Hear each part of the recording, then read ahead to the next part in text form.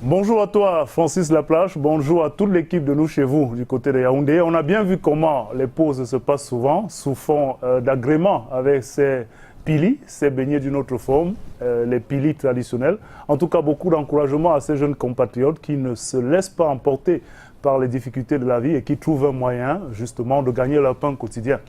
Un jour, un événement, nous parlons aujourd'hui de la diversité biologique. Nous en parlons aujourd'hui avec un expert en la matière. C'est en 1993, justement, que la Convention sur la diversité biologique est entrée en vigueur, ratifiée jusqu'ici par 196 États. L'Assemblée générale des Nations unies a donc décidé de faire de la journée du 22 mai une journée consacrée à la prise de conscience, n'est-ce pas, de cette biodiversité, mais aussi à l'impact de l'action humaine sur cette biodiversité-là. Nous en parlons avec un environnementaliste, écologiste aussi. Il est avec nous dans ce studio. Didier Yimkwa a accepté de répondre à notre sollicitation pour évoquer la question. Merci Didier d'être là. C'est moi qui vous remercie, Monsieur Christian d'abord, et à tous vos téléspectateurs. Merci une fois de plus de m'avoir invité à ces débats assez, je dirais, didactique et même pédagogique. Voilà, beaucoup plus pédagogique quand on se rend compte que beaucoup d'espèces, beaucoup de réalités de cette biodiversité se retrouvent chez nous en Afrique et plus encore au Cameroun, qu'on dit Afrique en miniature, avec un pan de pratiquement les visages de cette biodiversité-là. On en parle aujourd'hui 25 ans après l'entrée en vigueur de cette convention, mais aussi de la célébration de cette journée consacrée à la biodiversité.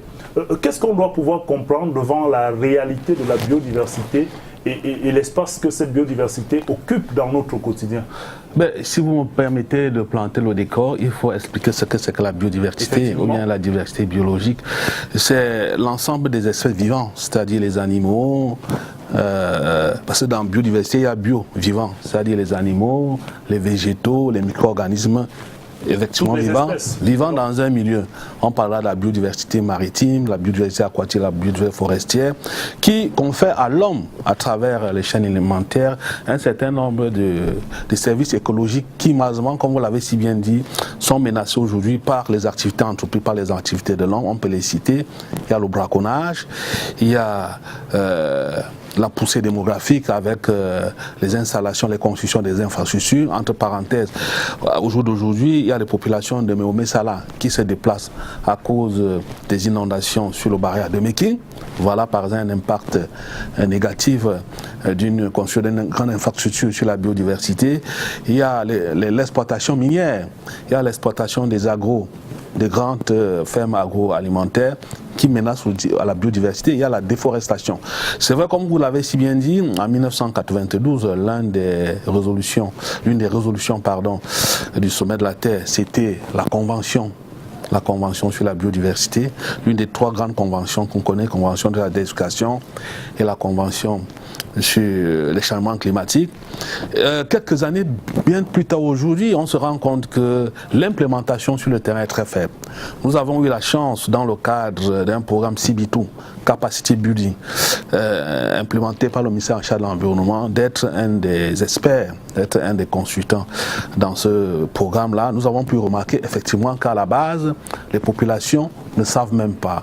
Et quand vous parlez de la Convention sur la biodiversité, il ne faut pas oublier le protocole de Nagoya avec la paix, c'est-à-dire l'accès aux ressources génétiques et leur partage, équité, justice, pour que les populations en puissent bénéficier de ces ressources-là et de leur commercialisation. Alors, vous évoquez justement le protocole de Nagoya. Oui. Il y a justement ce dilemme autour de l'accès aux ressources, de leur exploitation, mais aussi de cette prétention à conserver cette biodiversité.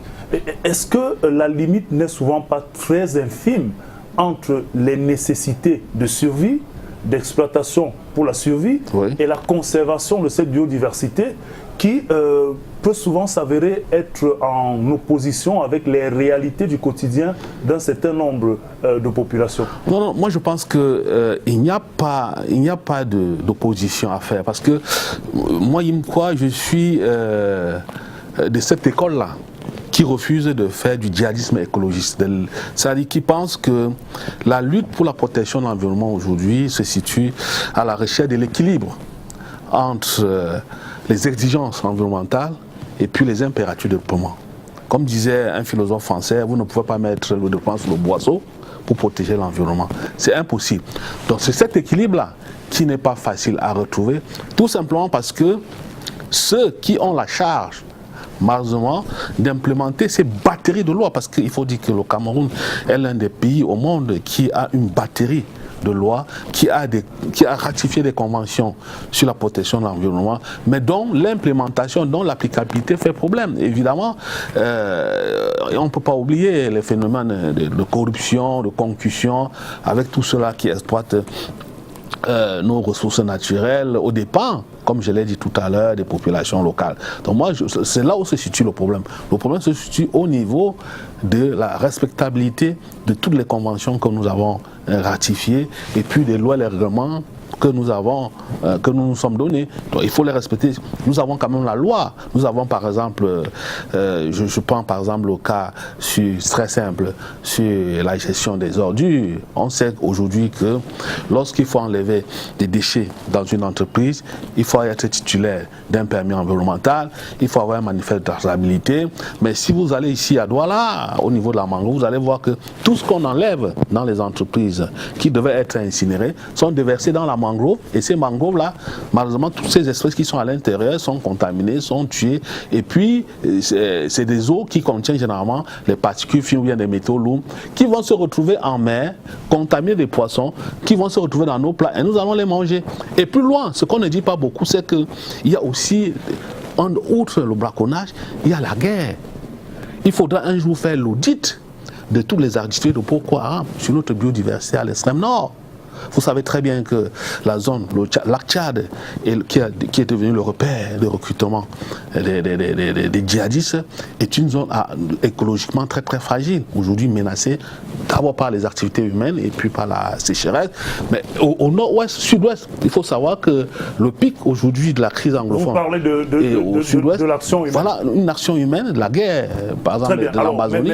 Mais justement, on sait très bien qu'au-delà de l'action humaine directe des populations, oui, il y a aussi une responsabilité au niveau de la vision, de la gestion environnementale. Tout à fait. J'en ai parlé.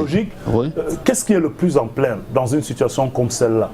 Moi, je pense que la vision ou ceux qui sont que vous avez qualifiés d'ignorants? Non, moi je pense que nous avons la chance, je le redis encore, nous avons la chance d'avoir des institutions assez fortes. Nous avons quand même un ministère de l'Environnement, de la Protection de la Nature et du Développement durable qui existe. Nous avons un ministère des Forêts, nous avons un observatoire des changements climatiques. Donc nous avons des institutions fortes. Nous avons de la ressource humaine. Nous avons les lois. Mais le véritable problème aujourd'hui, c'est l'implémentation de ces lois sur le terrain qui fait problème. Nous avons eu la chance. Et de votre point de vue, où est-ce que ça coince? Ça coince au niveau de l'homme. Vous comprenez? Parce que j'ai parlé par exemple de la corruption. La corruption, vous savez comment se gère la gestion forestière n'est pas du tout repos, la redevance forestière n'est pas du tout respectée. Les communes qui sont dans ces zones, par exemple ces zones forestières, dans la zone par exemple de l'ouest, de l'est et du sud, c'est des communes assez pauvres, alors que c'est des communes qui devaient être riches grâce à la redevance forestière. Donc je crois que c'est là où se pose le problème. Le problème se pose au niveau de l'homme. Je vous ai dit ici qu'il y a eu actuellement le CIBITOU, c'est un programme qui est piloté par le ministère de l'Environnement, qui voulait voir un audit, une évaluation sur la mise en œuvre des accords multilatéraux de l'environnement. Et les trois plus grands accords multilatéraux de l'environnement, c'est ce que je viens de citer à l'entame de cette émission, les trois grandes conventions, mais malheureusement qui ne sont pas connues à la base. Donc il y a un problème. Il faudrait que tous ces accords-là soient maîtrisés, que les populations s'en approprient. Alors, très bien. Vous êtes un technicien, vous êtes constamment sur le terrain, entre l'extrême nord et d'autres parties du pays. Dans une ville comme Douala, qui est d'ailleurs votre ville de résidence, tout à fait. Quels sont les signes particuliers du mauvais état ou de l'espérance autour de la prise en compte de la biodiversité dans la réalité et le quotidien de nos compatriotes? Moi, je pense qu'ici, il y a d'abord le fait que les populations ne sont pas assez éduquées, excusez-moi du terme. La sensibilisation n'est pas assez forte. En plus, vous savez, une ville comme Douala, c'est une ville la ville de Douala, c'est une ville où sont logés à peu près 42% Et quelles sont les manifestations de cette absence d'éducation et de ces actes? Ça se voit par exemple au niveau, il y a des nouvelles maladies, hein, il y a des nouvelles maladies que vous pouvez développer, le cancer et d'autres maladies neurologiques. Nous avons fait par exemple un certain nombre d'analyses par les laboratoires assez studieux des États-Unis dans la zone par exemple, la zone industrielle de Bassa. C'est une zone très très polluée où le taux, le paramètre du mercure, parce qu'aujourd'hui on parle par exemple de la convention de Minamata, si vous me permettez. Minamata, c'est une ville au Japon qui a vu dans les années 1940 ces populations mourir, près de 1000 personnes mourir comme ça, pour avoir consommé du poisson contaminé au mercure. Or, pour que ça ne se répète nulle part ailleurs, la communauté internationale a décidé de donner le nom de cette convention, la convention de Minamata. Mais Douala aujourd'hui est menacée sous le syndrome Minamata, il faut le dire, parce que nous avons parmi nos industriels des délinquants environnementaux qui ont choisi de dissimuler leurs déchets industriels, qui sont des déchets qui contiennent des métaux lourds, comme je l'ai dit, des particules fines, qui préfèrent ne pas les traiter, parce que ça coûte cher, c'est vrai, mais qui préfèrent les balancer dans la nature. Vous avez les eaux usées qui sont balancées dans la nature, qui ne sont pas traitées au préalable. Vous avez des cendres d'incinération qui sont abandonnées. Or, tout cela, quand l'eau de pluie les charrie, il est déversé dans la mangrove, qui est un habitat écologique assez faible, où vous allez trouver la biodiversité, qui sont des zones qui ont une biodiversité assez riche. Donc moi, je pense que voilà le véritable problème. Il faudrait que les gens prennent conscience. Il faudrait, parce que la culture écologique, malheureusement, voilà, de la conscience.